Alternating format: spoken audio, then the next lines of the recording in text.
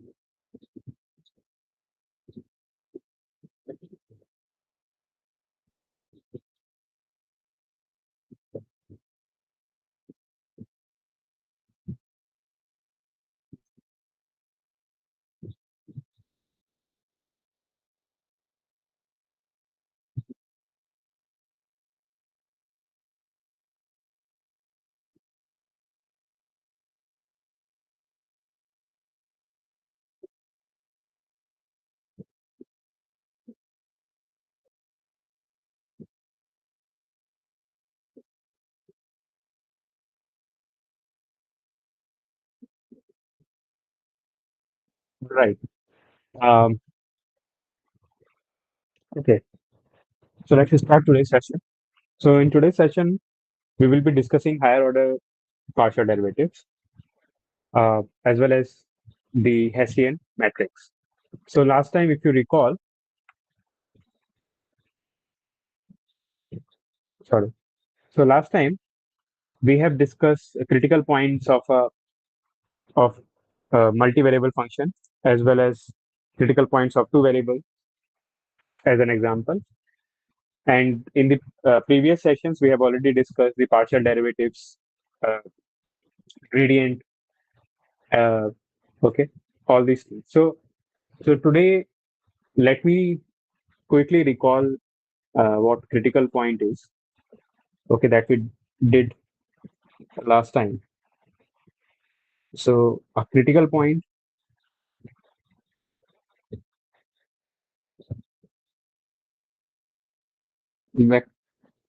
point A tilde in domain of a function f, which is defined on domain and its real value, is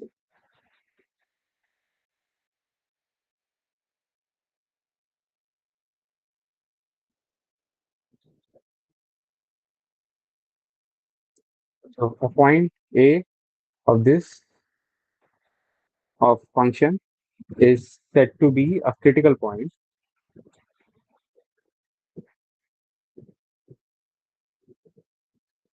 of f if the gradient of f at a tilde does not exist. That is the first thing. And the second thing is, if it exists, the gradient of f at a tilde should be 0. All right. So that's the definition of the critical point. So, and then we discussed the local extremas. When a point said to be local extrema, so at critical points, function may have a behavior of a extrema. Okay, they may have a local minimum or maximum. Okay, so we also discussed local extremas. Okay, so a function is said to be local maximum if in a neighborhood of a point local maximum at a tilde, if in a neighborhood of a point it attains the higher value at f of a, for x tilde in a ball that contains yeah xa for all x tilde in ball. Okay, that is in D as well, in some small ball.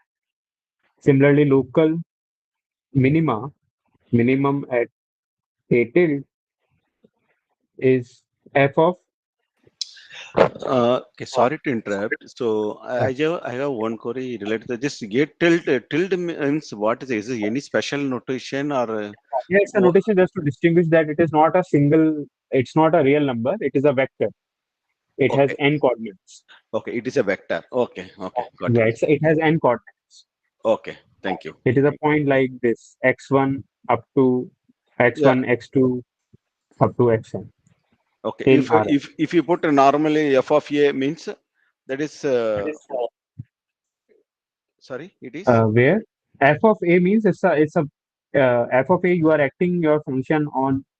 Then if I'm writing f of a tilde, that means it's a real value because the range of the function is r.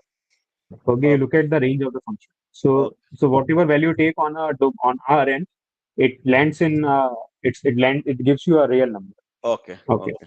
So it's a real number. Here it is a vector. A tilde, right?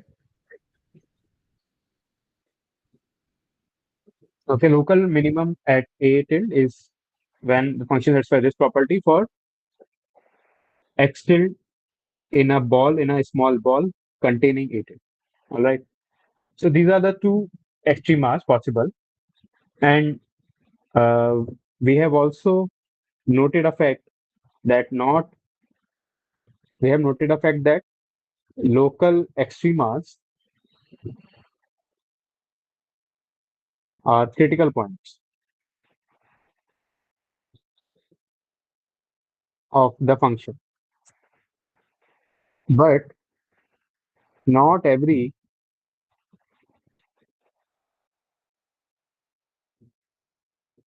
critical point is a local extrema. Okay, so for that we saw one example that take function f of xy to be x square minus y square. Okay, and if you differentiate this, uh, if you find out the gradient of this function and evaluate it to zero, you will get that 0 comma 0 is a critical point. Okay, but uh, it is not, and we saw that it is not a uh, local minima or maximum, because if you travel along this line x equal to 0 line, then your function becomes just x square, which attains minimum at 0. Okay, attains minimum at x equal to 0. And if you travel along x equal to y line, y equal to 0 line, then your function 0 comma y, it becomes minus y square, which attains maximum at y is equal to 0. All right. So so it is Sir, neither if we travel along x equal to 0, isn't that f of 0 comma y? if you travel along x, sorry, uh, yeah, if you travel along x comma 0, then it is at times maximum and it is minus y square. Sorry, at y is equal to 0. So whatever I said, just reverse of that. And if you travel along y equal to 0, so y will be 0. Yeah. So it is 0 comma y. Then it will be x comma 0. If you travel along y comma 0, then it is a function of x only, and it will be just x square. So it will attain a minimum at x equal to 0. All right. So it is neither a maximum nor a minimum at 0 comma 0. Such Sir, points are called I have a saddle. doubt, sir. How is minus y square in this? How is minus y square attains a maximum at y equal to 0? It is the minimum.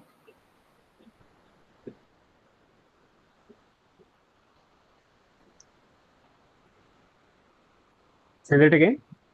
I say that minus y squared would attain the how is it attaining maximum? It is attaining What minimum. is the graph of y square? Can you draw the graph of minus y square in Oh, I your got it. notebook I slide got, y? I got it. Yeah. Okay. Hmm. So such points are called. So 0 comma 0 is neither a maximum, local maximum, or nor a local minimum. So it is called a saddle point.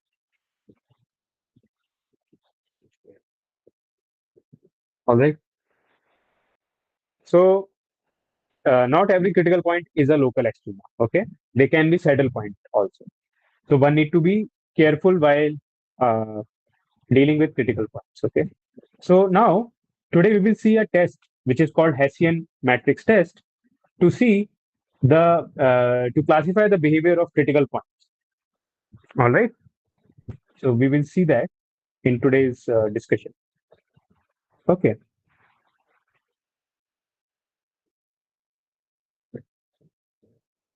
So first, before we discuss the Hessian matrix test, for that we need to discuss the uh, partial higher order derivatives. Okay.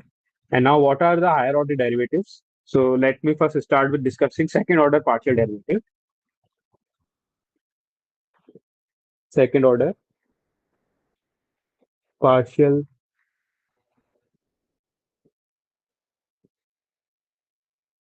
derivatives for functions of two variables. All right. So in particular, if you start with your function whose domain is in R2 and it's a real valued function, so let f be that function. So then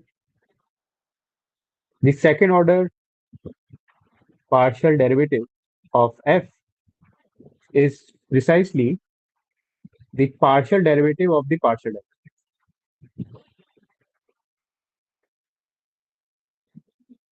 are the partial derivatives of the partial derivative, partial derivative of the partial derivatives. Okay, what do I mean by that? So for example, the notations are this: xx, xy, yx, and yy. All right. Now, what does this mean? This notation is similar to dou f, dou x square, dou square f, dou y, dou x, dou square f, dou x, dou y, dou square f, dou y square. All right. Now, what is this notation? This notation says that dou f by dou x square. It says that you have partial derivative of f at x, and then you further uh, take its partial derivative with respect to x. So now, second time we are taking a partial derivative of the partial derivative of x of f. Similarly, in the second notation, it is partial derivative of fx with respect to y. In the third notation, it is partial derivative of x, partial derivative with respect to x, or partial derivative of f with respect to y. And in the third notation, it is partial derivative with respect to y of partial derivative of f with respect to y. Okay. I hope this notation makes sense. Similarly, the same notation on the left hand side is the shorthand notation.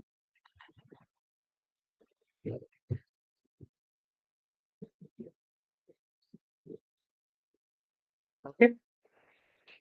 Is everyone clear with the notations? Is there any Yes. doubt with about notation?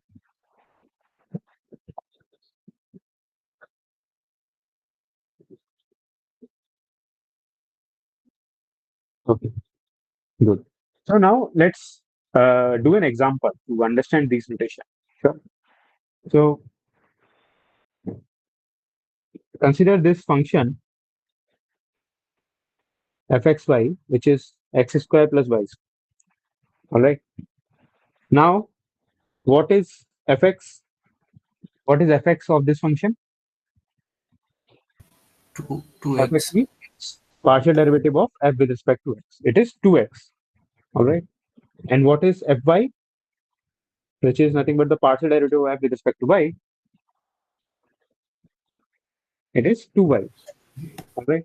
Now, what is fxx? 2. What about fxy? Also 0. 2.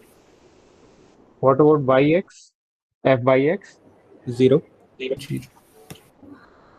And what about fyy? 2. 2. All right. Now let's take some interesting function. This was quite direct. So consider this function f sine xy. All right. Let's take sine xy plus cos xy. Okay. So now what is fx first of all? Y into cos x Y into cos xy. minus y into sin xy. All right.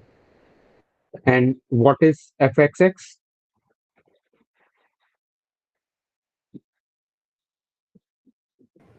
Minus y square sin xy Right.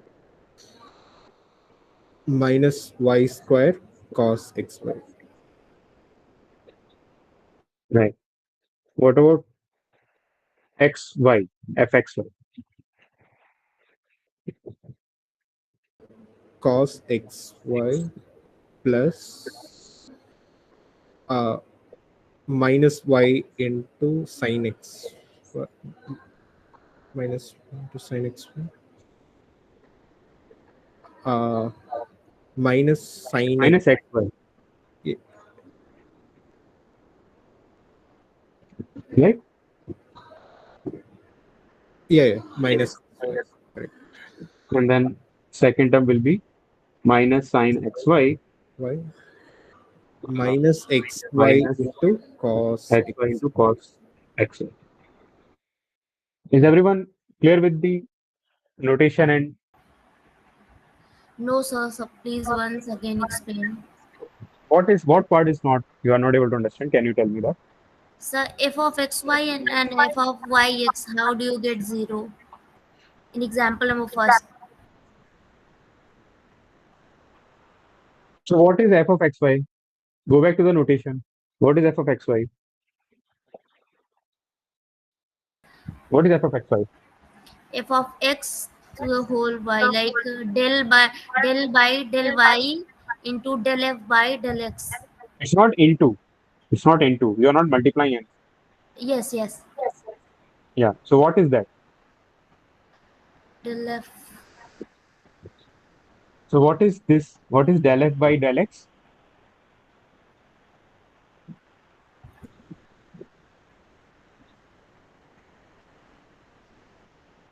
Xy by x. No, what is your function? Function is x square plus y square. Now what Yes, is the fx? This is what? This is fx only, right? yes, Now what is fx? Fx is 2x, right? yes, yes, And then you are doing the partial derivative of 2x with respect to y. yes. What is that? 0. Is it 0? Yes. So understood? Yeah, little bit, but I am just confused. What is the confusion? Like how to approach.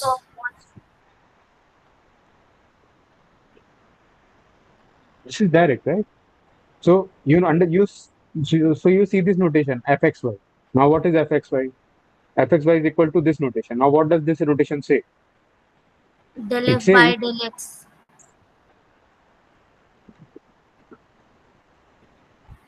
this is del f by del x, and then whatever comes in, whatever the function you get after partial derivative with respect to x, you partial derivative with respect to y.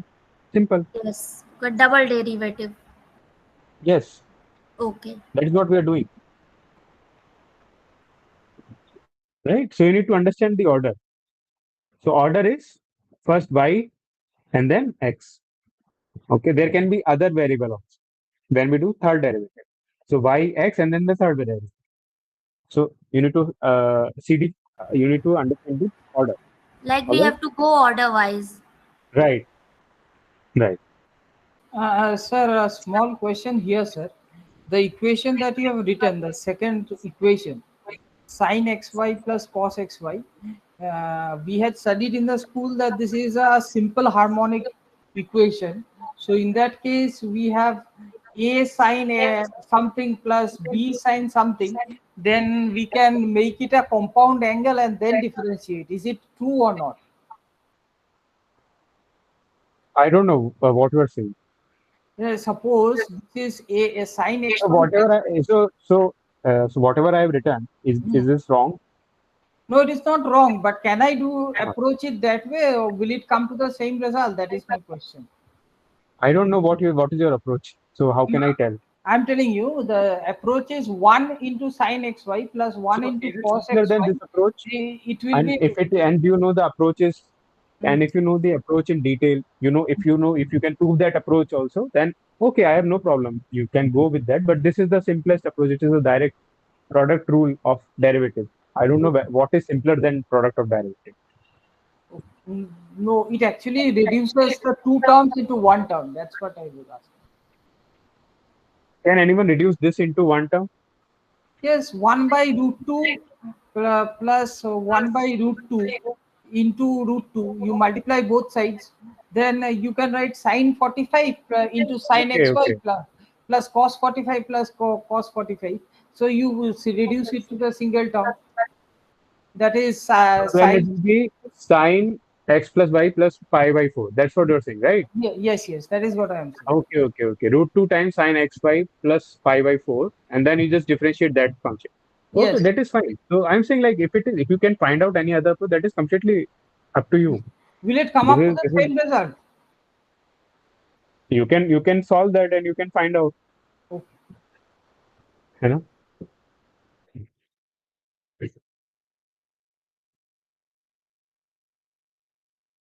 Okay. Any other doubts? Discussion, comment? If not, then we can move ahead. Yeah. And yeah. So so for example, in this question, you have seen that uh,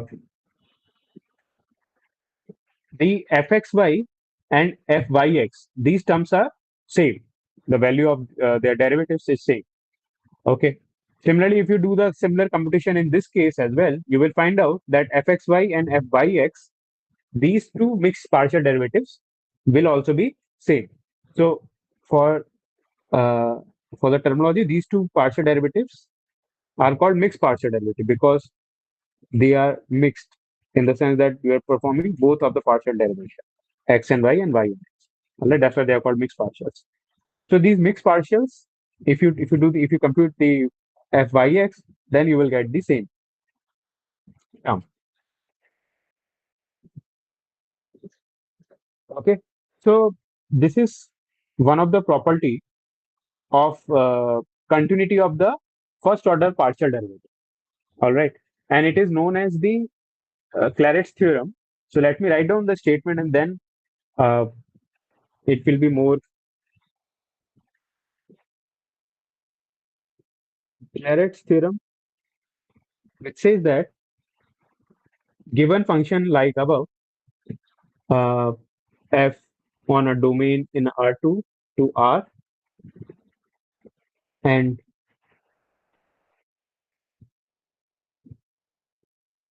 let B be a ball around A inside your domain D.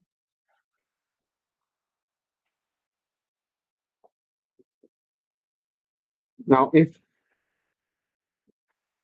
if these second order partial derivatives fxy and fyx are continuous in that ball, then continuous in an ball in an open ball, let's say B naught, which is inside B, then fxy value of fxy uh, at a tilde is equal to value of yx at a tilde. All right. So the important point here is that the continuity of the partial derivatives. Okay, second order partial, the continuity of the second order partial derivative, that is what important. And an open ball around the point. Okay, if that happens, then the partial derivative will attain the same value.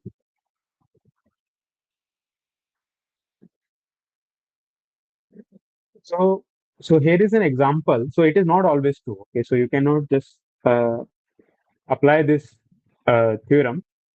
You need to satisfy this hypothesis. For example, if you consider this function,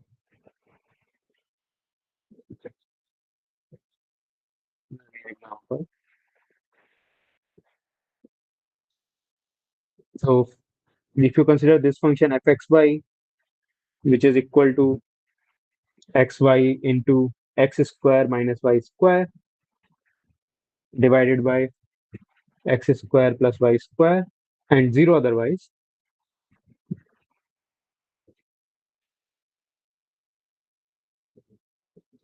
so it is defined to be 0 at origin, and otherwise when it's non-zero in both coordinates, then it is defined to be this function. So if you calculate your dfx, if you calculate df, so if you calculate fx at 0 0, you will get 0. Similarly, if you calculate fy at 0 0, you will get 0. Okay. Similarly, if you calculate fx at some non-zero points for xy not equal to 0 0, then you will get this expression, which is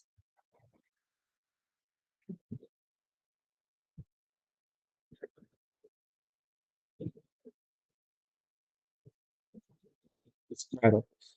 All right. Similarly, for non-zero points, non-zero real numbers in the coordinates, you will get this expression: x to the power 5 minus x by 4 minus 4x cube y square divided by this.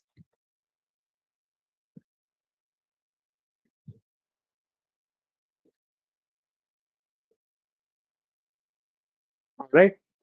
And now if you go around calculating the fxy at 0 comma 0, which is nothing but the limit in terms of limit in the direction of y. Okay, because you are calculating the differential in direction of y, so it will be fx 0 comma 0 plus h 0 comma 1 minus fx at 0 comma 0 divided by h. Now what is this value? So this value is fx at 0 comma h minus fx at 0 comma 0 divided by h. Now we already know that fx at 0 comma 0 is 0.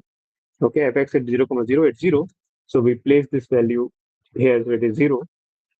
And then the value of this number, if you place y equal to h and x equal to 0, you will find out that this value will turn out to be minus you h. place x equal to 0, sorry, It's minus h. minus h. Yeah, it is minus h. So then it will be minus h by h, limit h tends to 0, limit h tends to 0, and this is just minus 1 because h cancels out. It is just minus 1. And similarly, if you calculate the other limit,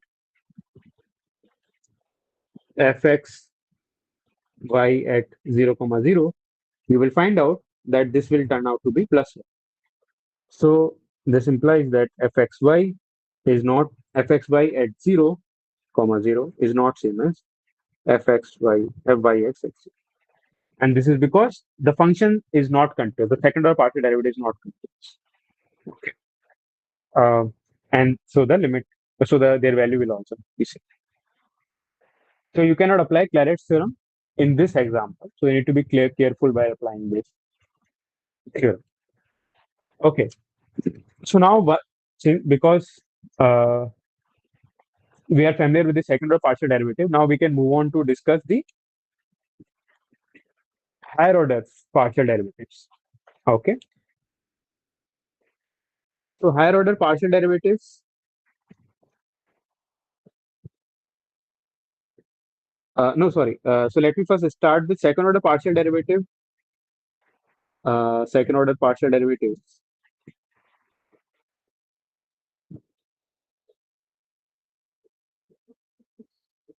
For functions of n variables. Okay, so let me do that. So again, suppose I have a element x tilde in D. So we know that x has n number of variables. All right, x tilde has this coordinate presentation, and it has n number of variables. So I can differentiate my f with respect to some xi and xj. Okay, so this will be my notation. So for some I and j varying between 1 to n, fxi, xj is my notation. So, and this notation is defined to be first differentiation partial derivative of with respect to xi, and then whatever function you get, you partial differentiate with respect to xj. And it is also same as df, the partial differential of dxi, f dxi with respect to xj. All right.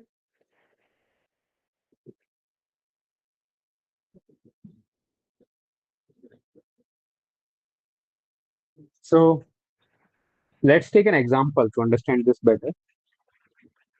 Consider this function from R3 to R, and this function is given by xyz as xz plus yz plus, yeah, let's take this one, xz plus yz.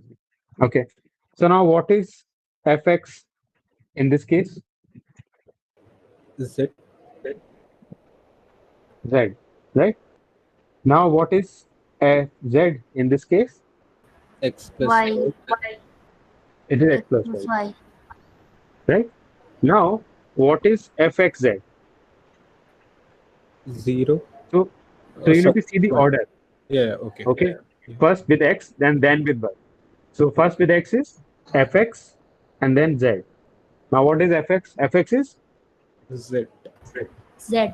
now partial derivative of z with respect to z. 1. That is 1. Now what is f x y z? Sorry, we haven't discussed this. So what is zx? 1. Good. Good. Zero. What is, Zero, zero. are you sure? Y is 0? Y is zero. X plus Y is fz. Then x plus y has no terms of. Oh, I'm sorry. X. 1. Yes. And FZY is also 1. Yeah. Okay. So yeah, it makes sense, right? So you just need to follow the order. So whatever order is there, you need to follow that. If it is in this form, and if it is in this form, not in the shorthand notation, then you clearly know. So you need to follow the order. Then you need to follow the order, whichever comes first from the right. Okay, that you need to do first. So it will be this x first and then z later. Okay, but in the case of this, the order is this.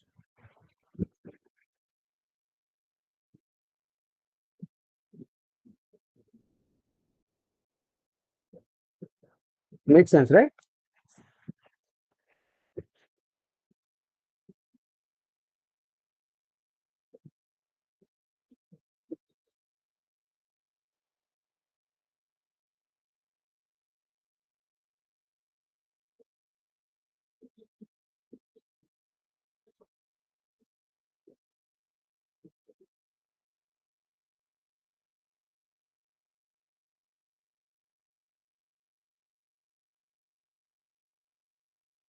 Right?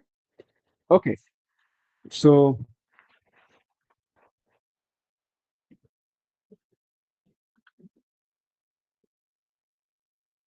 all right.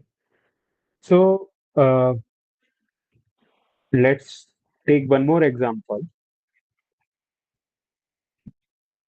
A function from 4 variable to r,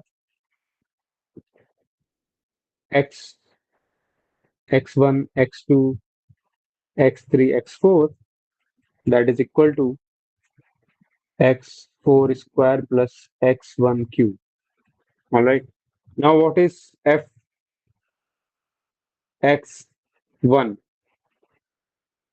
It is 3x1 square.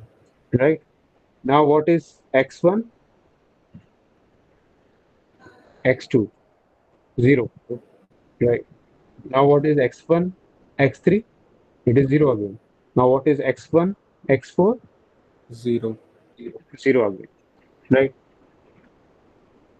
So this makes sense, right? And if I take, so this is for this function. Now take the function to be x1, x3. Now define function or function to be like this. And in this case, x1 is x3. F of x3 is x4, and f of x3, x4 is 1. All right. So this is simple. You just need to follow the order from left to right. If it is written in the shorthand notation, if it is written in the right, if it is written in the longer the do xi fx notation, then you need to follow the order from right to left. All right. So now let's generalize this and let's guess. So suppose if you have this function, the same function, and you have this thing written f1 x f1 fx1 x2 x3, then what will be your intuition to go about this? From x1 to x2 to x3, and that would be 0. Right. So then you will do this, right? First you will do fx1, and then whatever comes out from that, you differentiate with respect to x2, and then whatever comes out, you differentiate with respect to x3. All right. So this is how we generalize. So this is how. But this is called a third order. This is third order partial derivative. All right. So similarly, you can have n order partial derivative for n function for n value. So let's call higher order partial derivatives. Okay. And it is defined in the similar way. Derivatives of f from d in Rn R. All right. So yeah. So you define f x I fx I1 I2 up to fx ik. All right. As fx first with respect to x I1, then with respect to fx I2, so on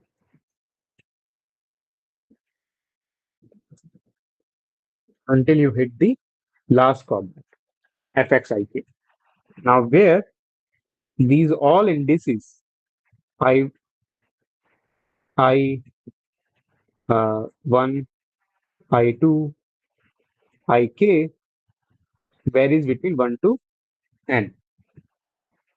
Okay, so this is how we define. Similarly, in the notation of dou, so it will be dou dou kx ik dot dot dou I1. All right, what does this mean? This would mean that first we do with respect to dou x I1, then dou x I2 up to until we hit dou x ik. All right. Okay. This makes sense, right? So, right. This makes sense, right? So let's. I think there is no need to do example of this because you anyway will be comfortable with this. But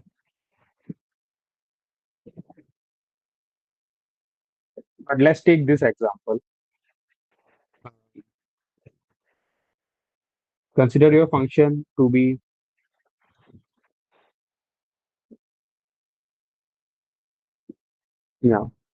from Rn to R defined as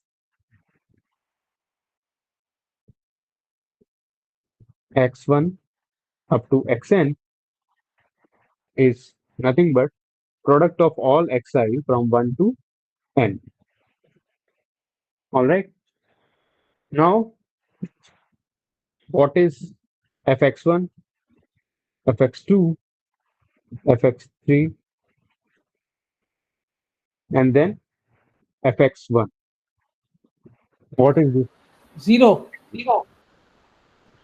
It will be 0, Yes. right? And what about fx1, fx1? That is also 0. 0. Good. All right. So, is everyone understand why these two are going to be 0? Now, let's do one more. x2, x5, x7. What would this be? We have to know the other ends. We should just cancel out I this. just think it is n. It is just some larger n than 7. Just exclude those 2, 5, and 7, and the others are there. Right. Good. So it would be just I1 to And the product of these where I Right. is not 2, 5, or 7. All right. Good. Okay. Is everyone understood this example? It is a simple example, but it is Could you good. please explain again, sir? Yeah. So, Yeah. so here like f of x1 and fx1 is equal to 0, but in last example you have taken f of xz is equal to 1. How is different? The example is different, right? I don't understand what you're saying. So which example are you saying? So let's say this is example number 2, and let's say this is example number. Sorry, let's name this example. Which example are you referring to?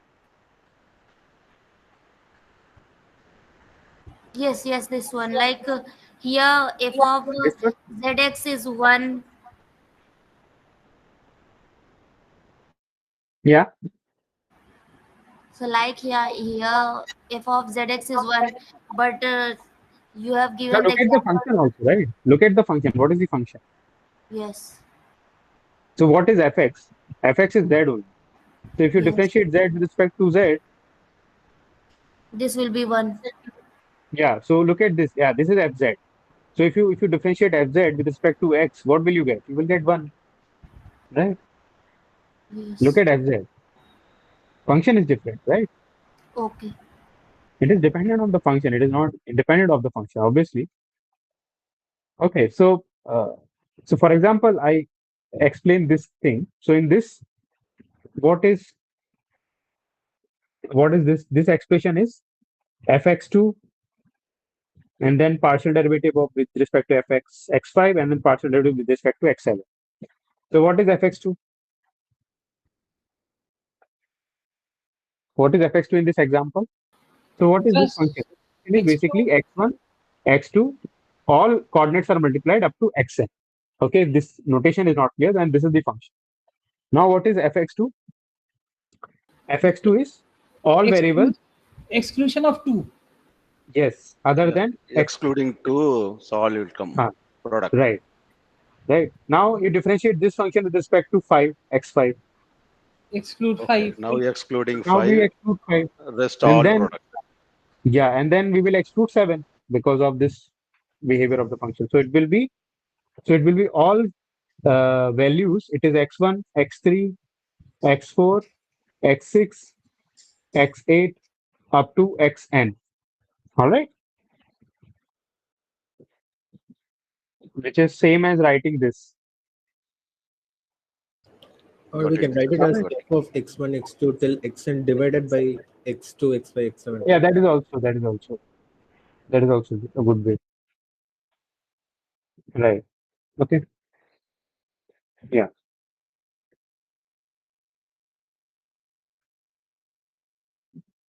Okay.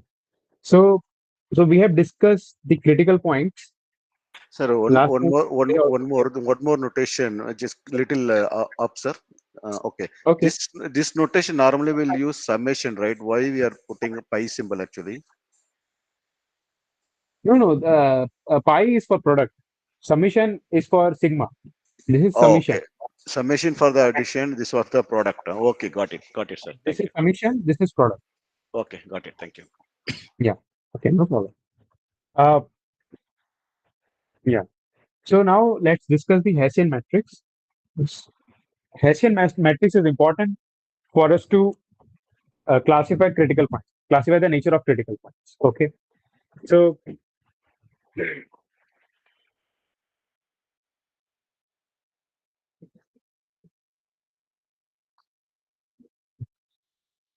right. So we define Hessian matrix of F, which is an n variable function.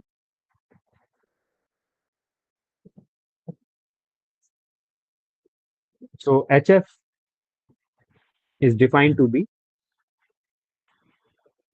dou F by dou x1 square,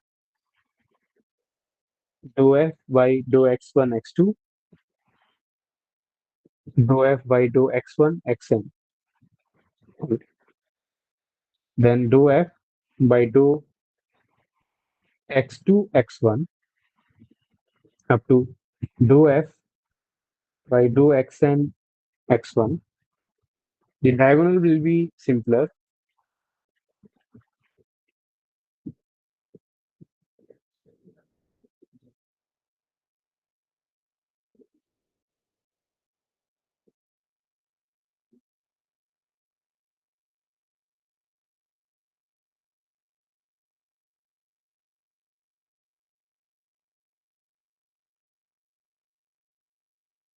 Okay. So this is how the Hessian matrix is going to look like.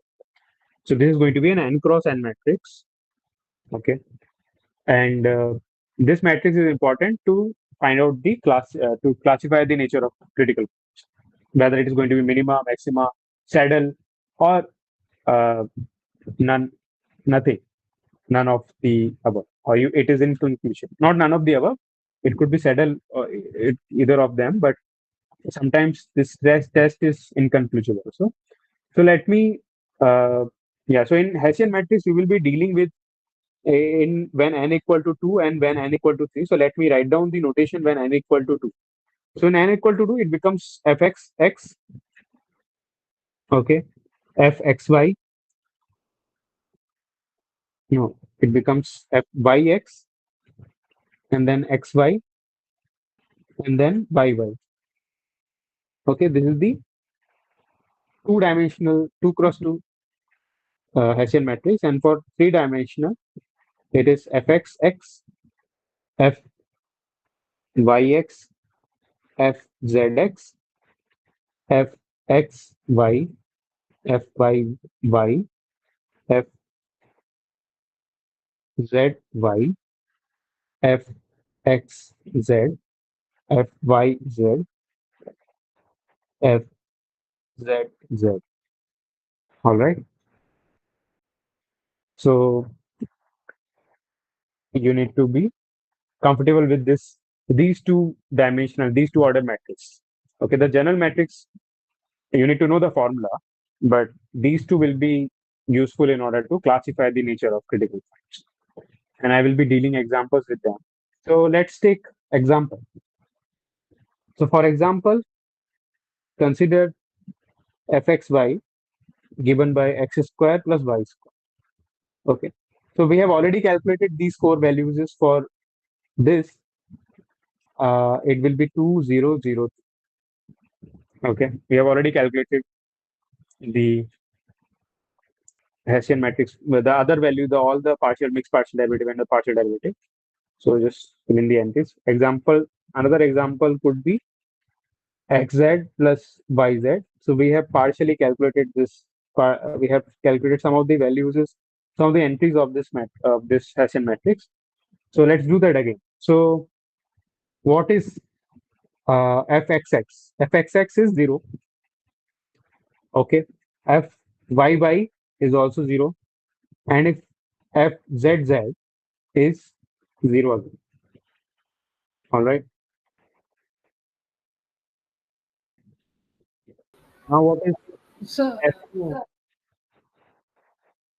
Yes. no, it is okay. I got it. Yeah. Now what is f by x? 0. F by x is 0. Yeah. So this is also 0. Now what about f zx? 1. It is 1, right? Yes.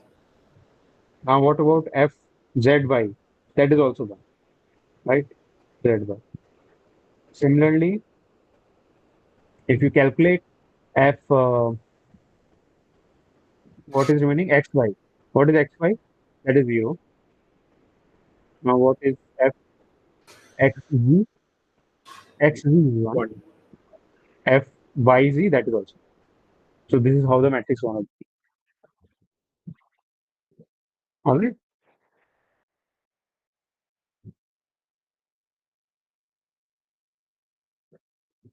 So now use this matrix to identify local maximum minimum. Okay. Let's use this one. Is this Hessian matrix is clear to all of you? Any doubt? These examples also are these examples clear? They are all computational, so there is nothing involved in this. You just need to be careful while computing each one of them.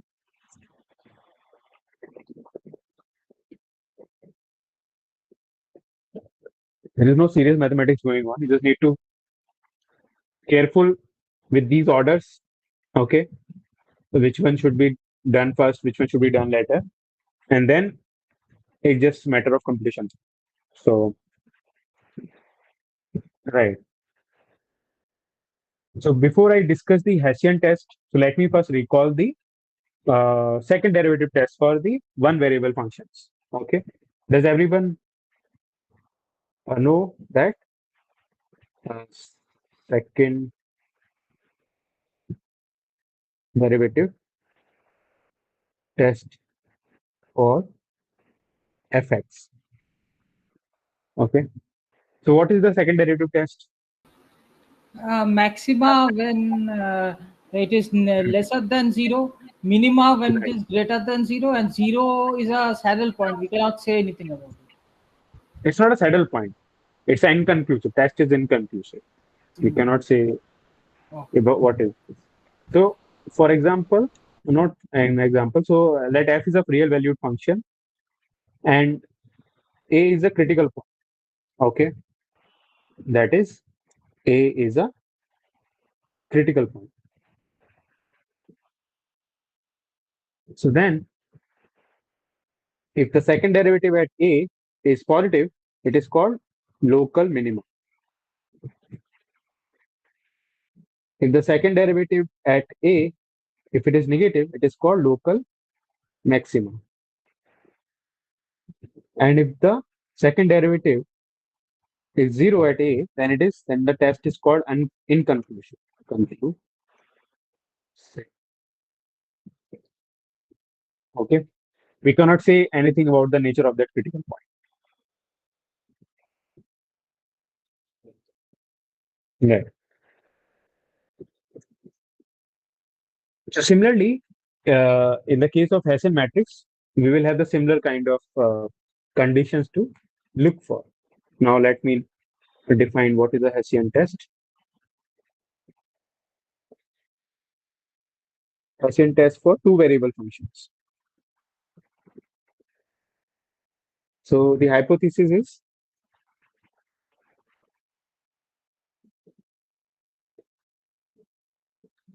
suppose f is a two variable function such that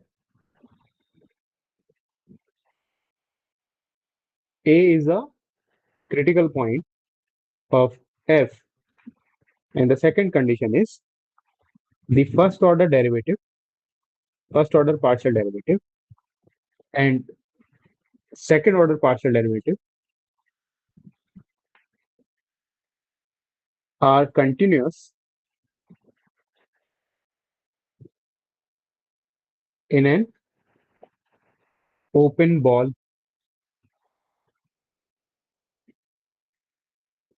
around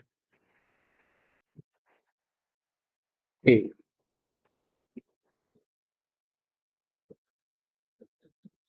Then the determinant of HF at A tilde. So this matrix is going to be a square matrix. You can Hessian matrix of F at A will be in a square matrix of order 2 cross 2. So you can find out its determinant. If the determinant is positive and the Fxx is also positive, and it is called local minimum. So let me write it like this. It is called, it is local minima. If determinant stays positive,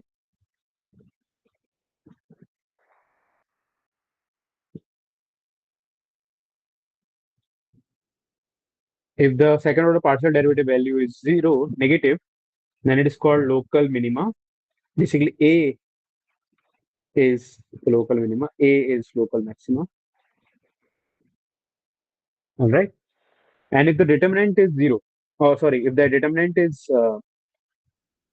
less than zero, then it is called a saddle point.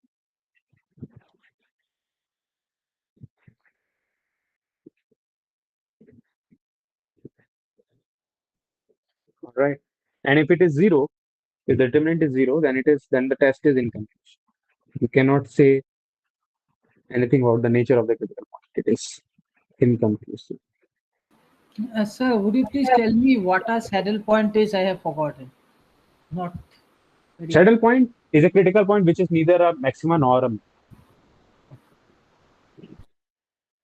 That's the definition. Okay. Yes, sir.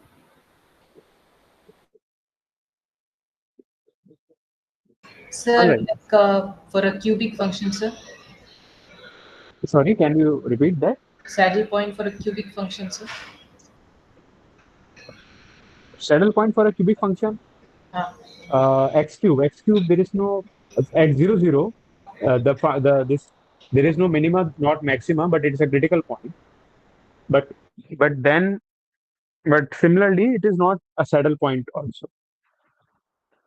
Okay. So you are saying then it is a saddle point or not? Okay. So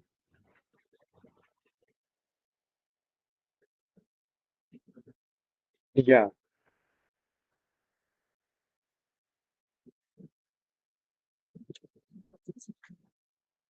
saddle point. We say it's a saddle point when technically, if I may say, then this Hessian matrix, if you look at the eigenvalues of this Hessian matrix, uh, if this Hessian matrix is of, if it has eigenvalues of uh, negative and positive, both types of eigenvalues, then at such point, at such points are called the saddle points. And if all the eigenvalues, if it is a positive definite matrix, then it is a local maxima, no, minima. And then if it is a negative definite, then it's a local maximum. And if the eigenvalues of this Hessian matrix at a critical point, if it is mixture of negative and positive eigenvalues, then it is a saddle point. But it may also happen that it may need not to be. So there is something called, it is a bit advanced topic. There is something called signature of. So this 2x2 matrix or 3x3 matrix forms a bilinear form. Okay. And you can talk about the signature of that bilinear form. The signature turns out to be, uh, if the signature is zero, non-zero, or negative. So then you define it to be positive, negative, definite, all these things. But yeah, those are a bit advanced topic for the purpose of this course. So the definition also goes into, so definition comes from that advanced uh, topics. So yeah, but locally, if you want to see how does a function look like at a saddle point, it is maximum in some direction, it is minimum in some direction. Okay, so it is not a decisive behavior. There is no decisive behavior happening at that critical point. Whereas at x cube, if you see in x cube, it is uh, at x cube also it is not a decisive behavior, but it is neither a minimum nor a maxima also in any direction. So that is there. Sir, for a rough sketch, would you please show me a saddle point means curve? Just a rough sketch. And of course, I have not understood anything of eigenvalue and signature. Okay. So, for example, look at this thing. Okay, so this is yeah. So now I try to see this. This is a picture, yeah, like this.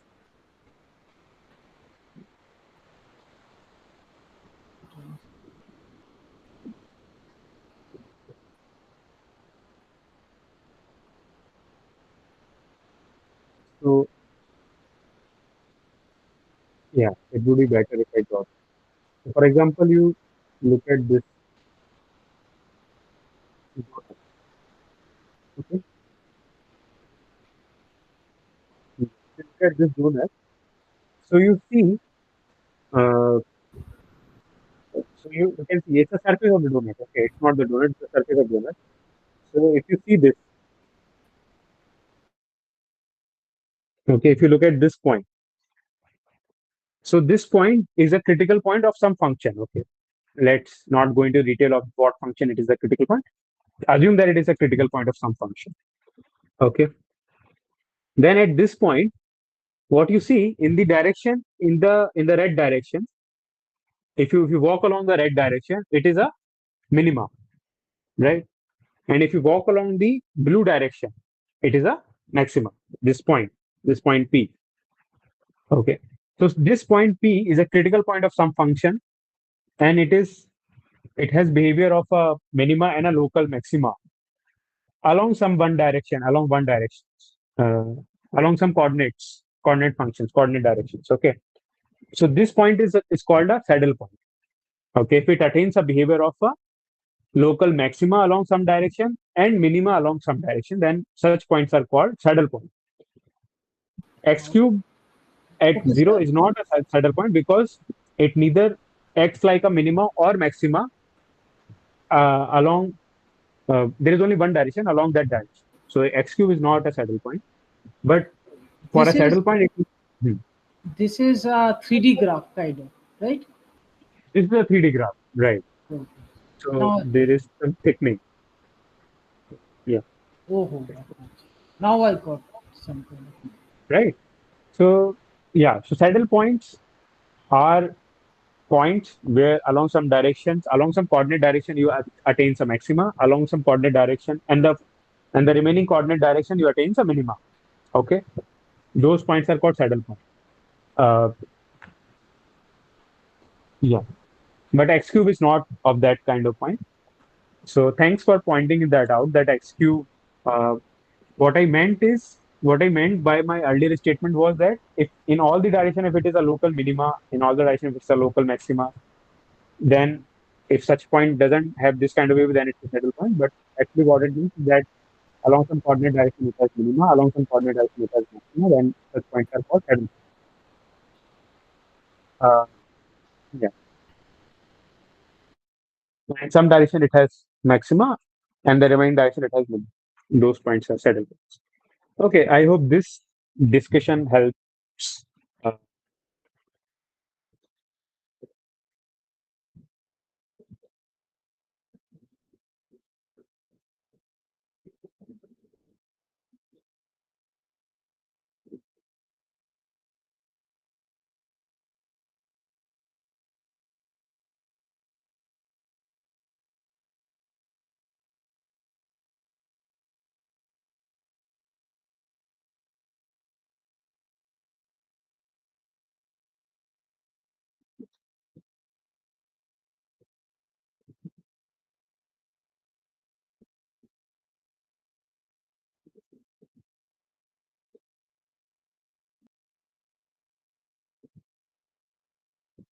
all right. Yeah, let's do some example to test this, to use this Hessian test. Okay.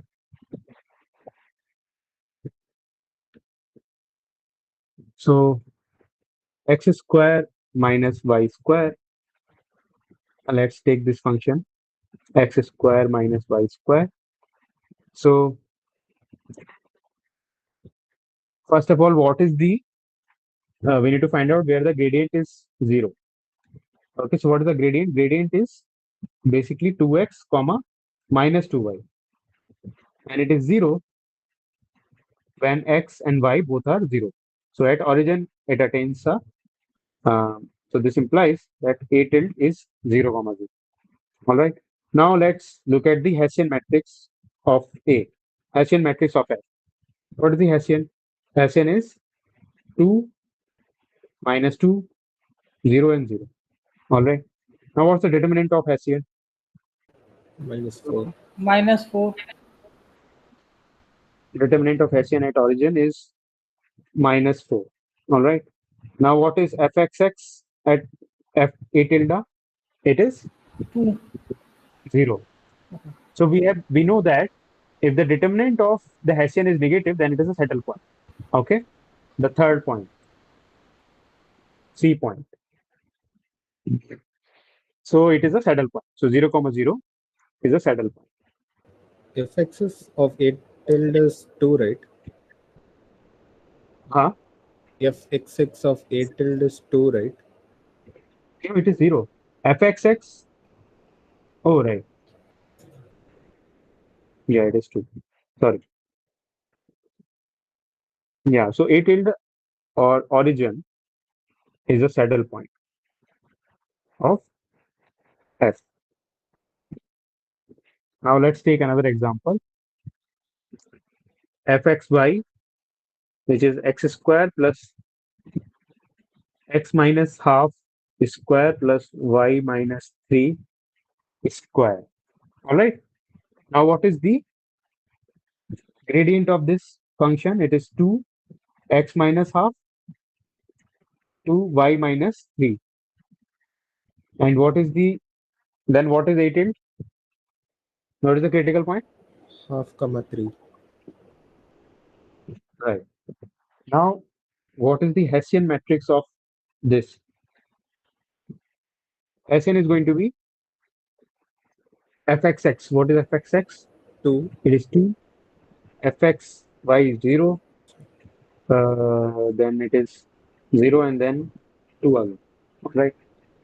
So, what is the determinant of HF? 8 till 4. 4. It is positive. So, we need to look for the fxx also. Fxx at 8 till It's is 2.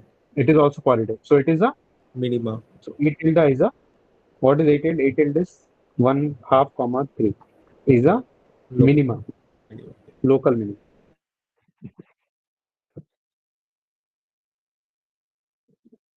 All right. Now let's take one more example.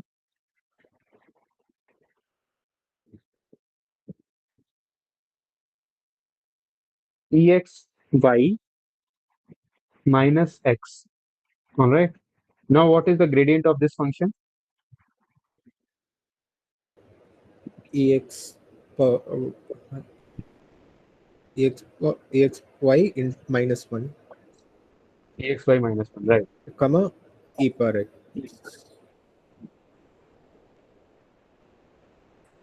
E per x, right? E power x. Right.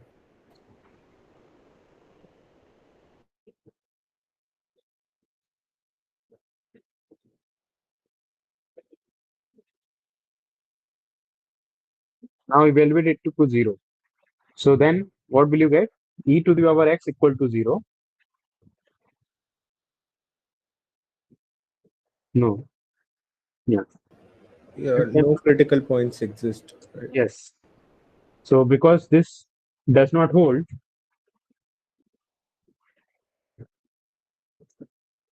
for any x, there is no critical point.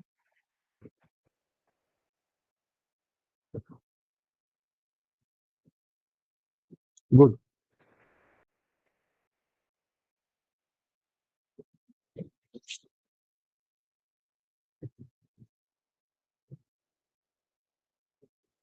Okay. What about x to the power 4, x cube 5 plus 5 by cube? Let's do this. Or let's multiply that. So what is gradient of f? It is 3x 3x square square 5, 5 comma right? 5 And then cube y power 4. equate it to 0. So we'll get x comma y to be 0. So your a tilde is 0. Okay, because product of two non-zero Actually, anyone can be indices, 0 it is can be possible anyone. solution, right? Yeah, right. It can be anything. Okay, that would be problematic. So let's change the function. Let's keep the y to be there. Let's take the plus sign. So it is x square plus 5 by 4. Right now it is just origin only. So my a tilde is 0 comma 0. So now Hessian of this function would be 6x, um, and then G yeah, 6x 6x, 0 and then 0, 0 again, and then 20y. y cube. But then it will again be 0, 0. Why? Or Because 20 y Hessian cube. at 0 comma 0, it will be 0. Right? Hessian at 0 comma 0, it would be 0. So what do we get? It is inconclusive.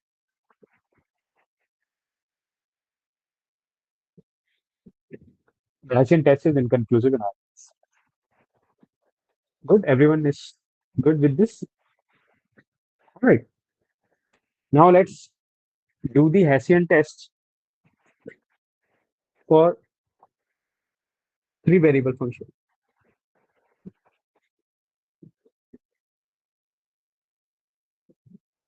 Hessian matrix for fxyz. So again, suppose your function f is defined on some domain in R3 to R, and a tilde be a critical point of f such that the first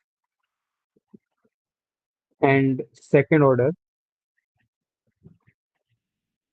partial derivatives are continuous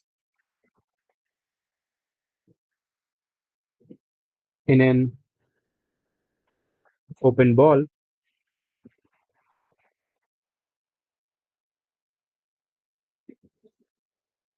containing a tilde. Then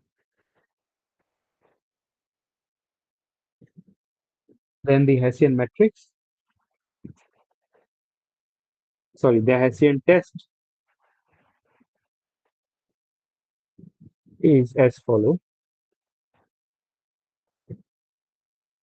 What is the test? Test is this. So you look at the Hessian matrix. So what I meant here was Hessian test for this, for critical point center. So if you look at the Hessian matrix at A tilde, it would be fxx, A tilde, fyx, A tilde, fyy, A tilde, fyz, A tilde, fxy, fxz,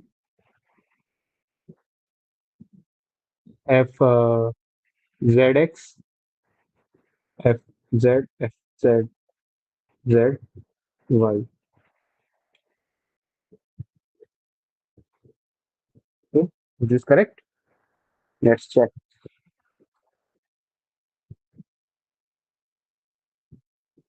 Z, y, z. Right. So it is correct. Right. Um, now there are three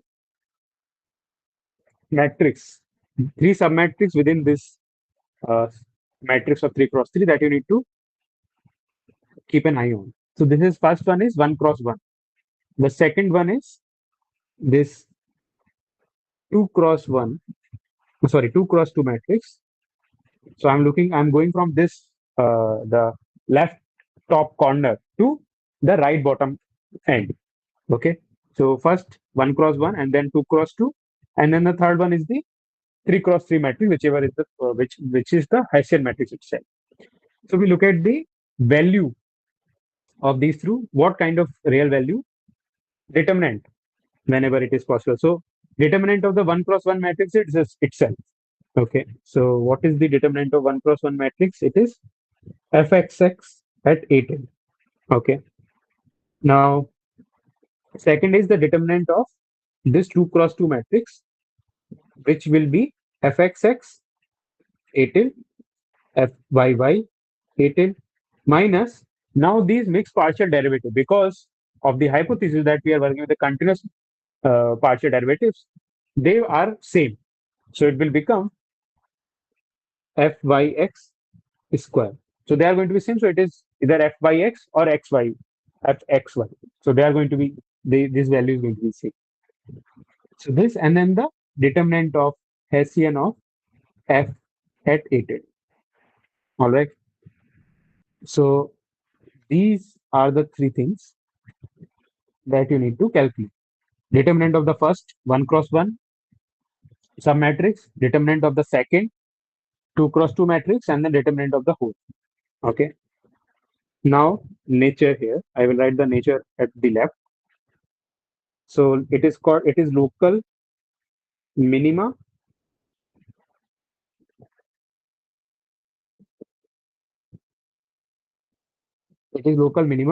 when fxx is negative. Oh, sorry, fxx is positive. The second determinant is also positive. The third determinant is also positive. It is called local maxima when the first determinant is negative. Determinant means first value of fxx is negative. Determinant always remain positive. And the determinant of hf is negative. All right. We say if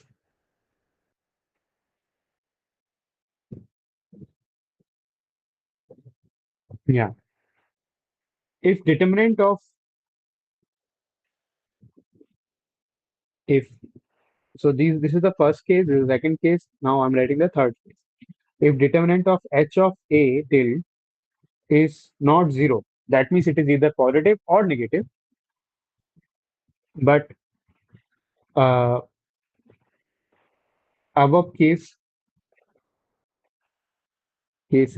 does not satisfy.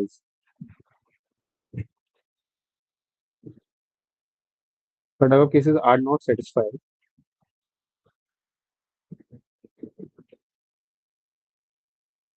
Then we have a saddle point.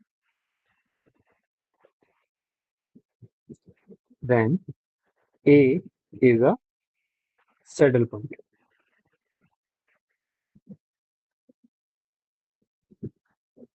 All right.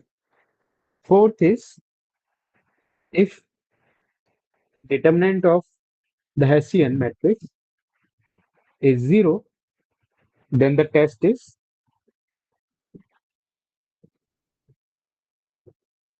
inconclusive. Okay. So you can think of this as the extension of the Hessian test for two variable functions. Okay. So if you keep your hand on the determinant of h of x, then it is same for two variable. If you look at just the first two columns, then this test is same as the two variable Hessian test. Okay. So and the third variable, you just add these two signs as well. Okay. Is this clear to everyone? Is this Hessian test clear to everyone? At least the definition of this test.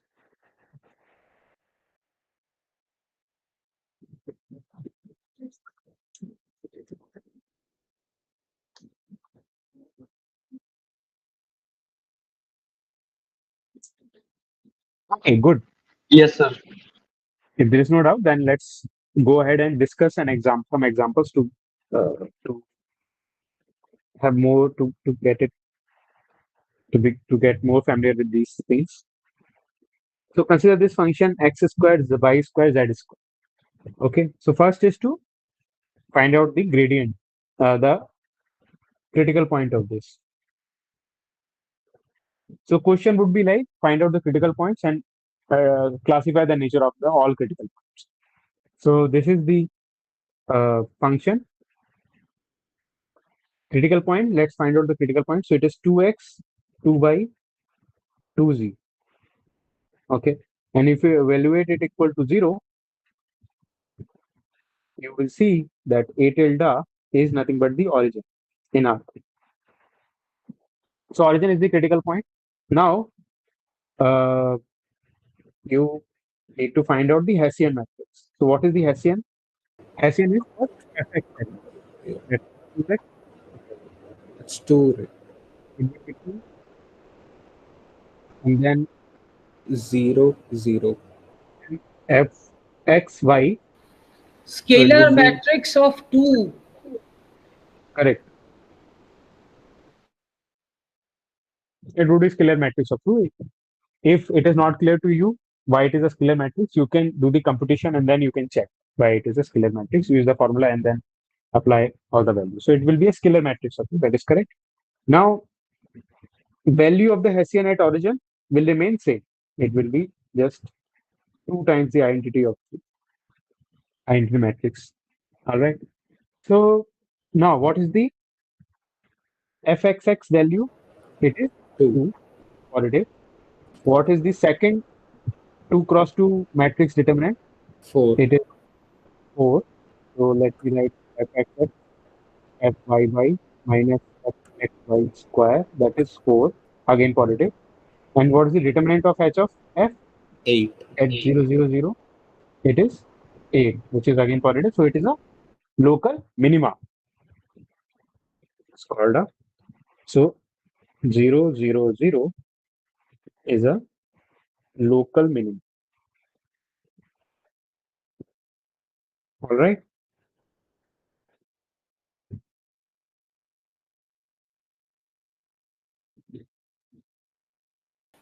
Sir, I had a small doubt here. Yeah. The doubt is that this equation is of a sphere. So this is 0, 0, 0 is neither a local minima or a maxima. It's the central point in the sphere. So how is it coming to be a local minima? No, it's not a equation of a sphere. It will be a equation of a sphere if I say it is equal to 1. Okay. Here, All right. if you, okay, now It it is is just a function. okay. It is not a sphere. Okay. Yeah. It is the answer of this is going to be any positive real value. Okay. And if I look at the pre-image of 1 under this function, then it would be sphere. Okay. And sphere also has critical points. Okay. It depends what kind of function you are taking. If you fix your domain to be sphere, and if you take height function, then there are two critical points, north pole and south pole. Okay. Oh, So yeah, so it depends on, but this is not a sphere. All right. So now look at this example of the function. It is sine xyz. All right. So now what is df? Is Y there any critical point of this function? It is yz cos cos x y z xyz xz cos x x y cos z x x y z. z. No, cos x y z, right? Right, right. xyz. Yeah, it will be tricky. And x y cos x y z.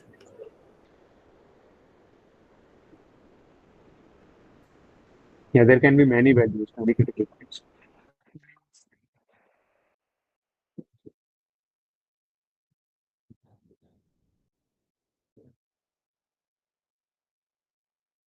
Yeah, there will be many cases, and then you need to solve it. So yeah. So if you evaluate it equal to 0, comma 0, then there will be many cases. For example, in the first equation itself, uh, you will get either y is equal to 0 or z is non-zero or cos xyz is, if y is equal to 0, then it is cos 0, then it is always 1.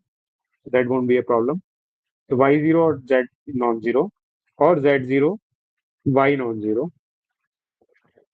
But yeah, if you take the first case, y 0, z non-zero, then from the second equation, you will get x, z to be 0. Okay, which will imply that either x is 0 or z is 0. Then in the third case, it is fine. X can be non-zero. So yeah. So then you will get either 0, 0.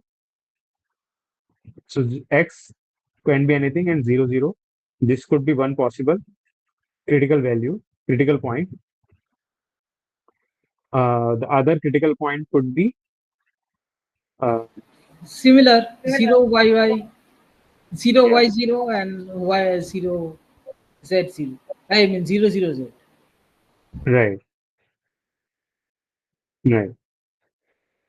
But here x, y, z can be any real.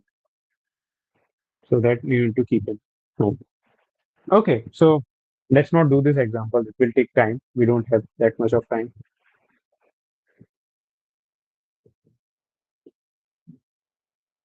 Yeah, we can try solve for one of the case when taking x to be a particular value, but let's not do that. It will be too much computation. Uh, okay. Um, all right. So let's discuss few problems. Right. Okay. So if you guys have any question, you can ask now, or we can do one more example of this, and then I have two questions that I would like to discuss. So last time, so I will leave it as an exercise.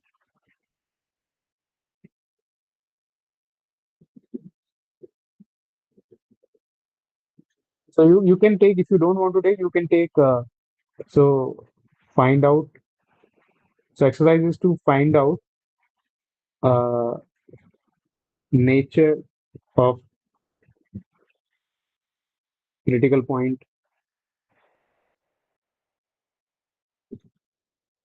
300 and point 300, 010 and 001 or 000. So this is the exercise. find out the nature of the critical points. Okay, so let's do one more exercise. I hope this is simple. XYZ is equal to X4, Y4, and Z4. Polynomials are easy to deal with always. So let's first find out the critical value. Critical value is again going to be 0, 0, 0 will be the critical point. Is a critical point. So you check this.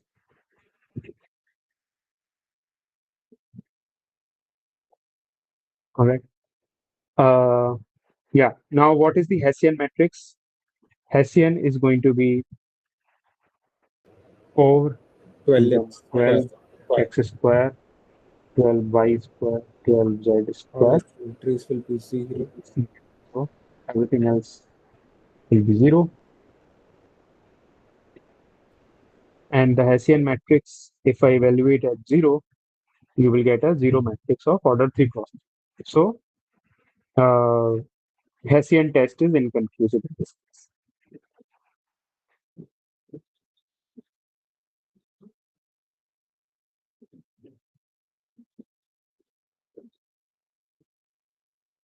Okay. Okay. Any question? You guys have any question? But can we say here it is minimum because x power 4 plus y power 4 plus z power 4 will take minimum as 0 only, right? At 0, 0, 0.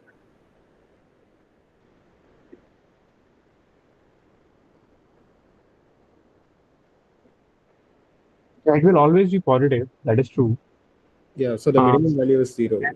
0 will be the critical point, and it is. Yeah, that is true.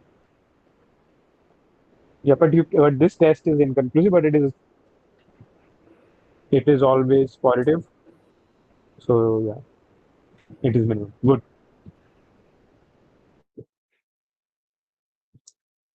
Okay, let me change this function. If I change it to, let's say, x cube plus y cube plus z cube, then you cannot tell what is going to happen.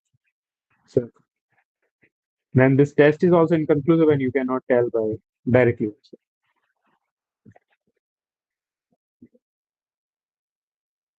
Yeah, got it. What about fx z f x cube y cube z cube? So in this case, you won't be able to tell because of this cubical waiver. So odd power will create problems. If you have odd powers, summation of odd powers uh, function like that, then it will be a problem. It will be inconclusive. But in the case of even powers, it is Okay. it is doable. Like it is at least you can tell which. Yeah, it can be problematic if I do this also. What about now? Yeah, we can't say that. It's just addition between positive numbers, so even powers. Yeah, it is. No, it could be negative number also. Right? Let's say if you take higher value of y, and smaller value of, let's say you take x to be 0, y, z to be 0, and then you have to y to be 1. So it is minus. So it can be negative also. It can be positive also. So we cannot tell anything about this. But what we can tell in this case is that in YZ plane, on YZ plane, it is always, for YZ plane, 0, 0 is always a minima, local minima. And Yeah. in the Y direction, it is maxima. 0, 0 is the local maximum. It has some kind of saddle point behavior, but it is not conclusive from this Hessian test. That's what I will put. Okay, good. Okay, let's do this example of finding out absolute extrema. Okay, so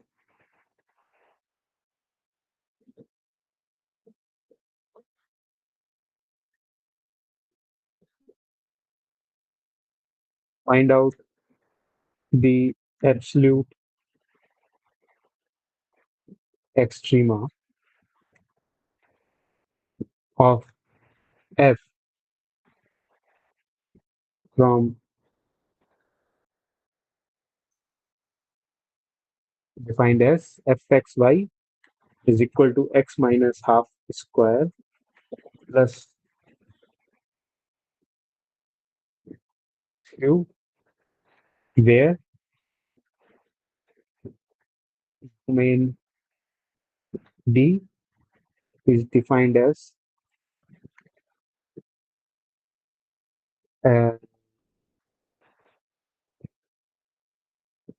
as follows. So D is defined to be set of all xy in R2 such that x is larger than 0, smaller than 1. All right, equal to, and y is smaller than, yeah, y is also like that. X, y are smaller than, yeah, so it is like a square in R2 plane. Then you need to find the absolute extrema of this function. So how do we solve this? So in last session we discussed absolute extremas. Okay. So for absolute extrema, you need to check critical points. So critical points are precisely inside your domain D. It can be on the boundary of your domain D, or it could be corners or the corner points. Corner points are always critical. Corner points, corners. Okay. So you need to check in these three cases, and then compare them, which is going to be absolute extreme. Okay, so how to do this question? I've given you hint also, so you should also tell me some hints to solve this. First, we should find the critical point using the derivative, first derivative. Okay. And then we have to take into consideration of the edge cases as well, like 0, 0, 1, 1, those points. Okay. And So then we can compare the values. yeah, you continue. And then we can compare the function values obtained using these points and see which is the extrema, and we can decide. Okay. So for inside, so for in the case of inside D, we first take the difference, the gradient of the function, okay, and evaluate it to 0, 0. All right. So if you do that, what will you find out? So in case 1, we take this, we do this gradient and equate to 0. What do we get? We'll get 1 by 2, 1 by 3 as the critical point. Correct. This is your critical point inside D. All right. Now in case 2, when you are on boundary. So on boundary, there are 4 boundaries. Okay. What are those boundaries? X equal to 0, y equal to 0, x is equal to 1, y is equal to 1. X equal to 0, y is equal to 0, x equal to 1, and y is equal to 1. Now when x equal to 0, what is your function? Function is 0, y. Okay. So how does your function look like? It is just 1 by 4 plus y minus this. It's a one variable function now. Correct? Now what is the critical point of this? Critical point along this boundary? 1 by 0, 1 by 3. Right? Similarly, for y equal to 0, your function becomes function of x. Okay. So, and the value of the function will be x minus half square plus 1 by 9. The critical point will be half, 0. For x equal to 1 case, you will have this. So it will be 1 by 4 plus y minus 1 by 3 square. Again, the critical point will be 1, 1 by 3.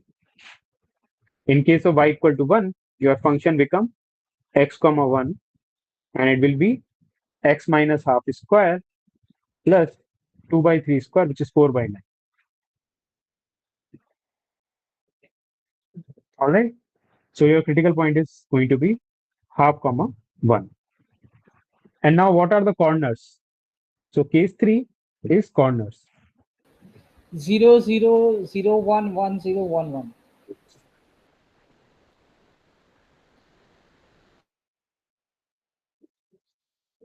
All right. Now we need to find out the value at each of the critical point and then compare. And at whichever point we attain, we still need to check that whether these are critical points attains maxima or minima. So in order to do that, for example, inside of the, you need to use the Hessian test. Okay. Because it should not be, if it is a saddle point, then it is out of the race, right? So you need to check using these. So these are the candidate critical points. So the set of all critical points is this thing. So set of all critical points of F is basically these 4 points.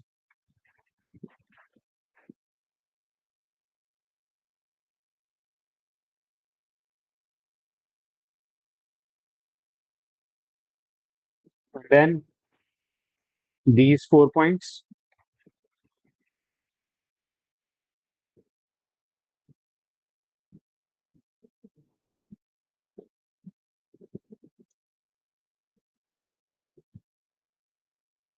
All right.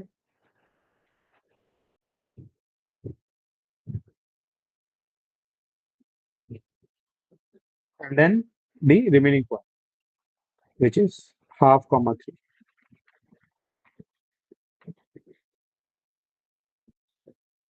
All right. Now, if you will check, now check for now use for half comma 3, half comma 1 by 3, we need to use Hessian test to figure out whether it is a point of extrema or not. To figure out if it is a point of extrema or not.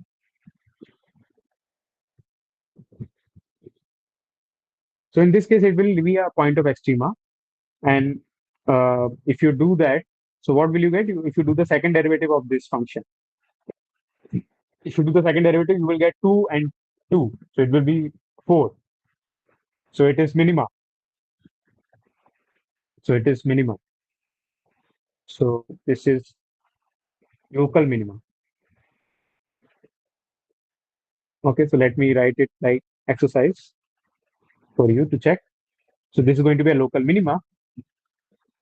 And similarly, if you, in case 2 also, because these are one variable functions, you need to do a second derivative test to figure out what kind of behavior are they have at these points. So you can figure out which one is minima, which one is maxima, and so on. So these are all will be local minima in those boundary components. Okay, local minima or maxima in those boundary components, in each of the boundary components. So yeah. So what is the second derivative for this function? It is 2y. All of them will be positive, right? All of them will be Positive. Second derivative. Yeah, all of them will be positive, right? So it's minimum. Because it is what is this? This is going to be 2y and then 2. This is again going to be 2. This is going to be 2. So all of them are going to be 2. So they are going to be positive. So they are all going to be minima in their own boundary component. So again, exercise check that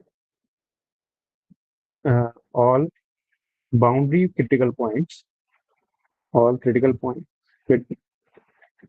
each critical point on boundary is a local minimum. Okay, and now we have the corner points.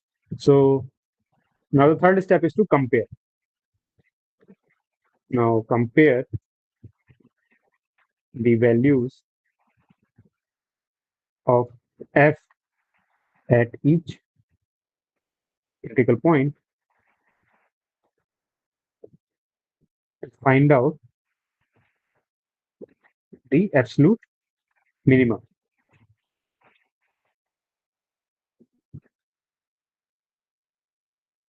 Okay, so you will get that half comma 1/3 is the only.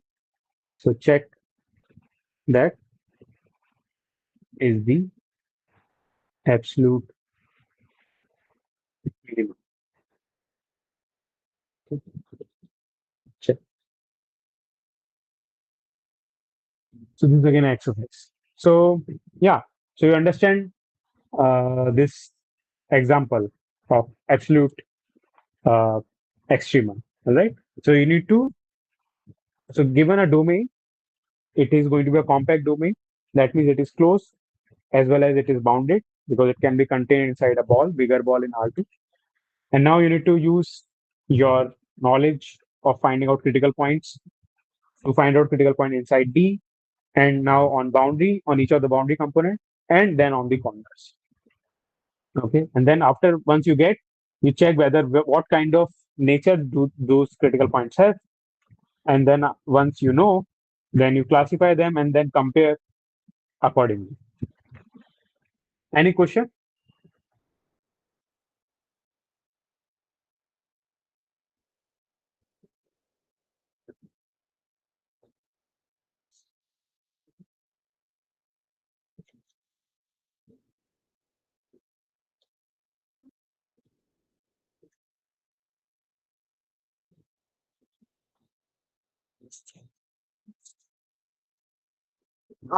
Uh,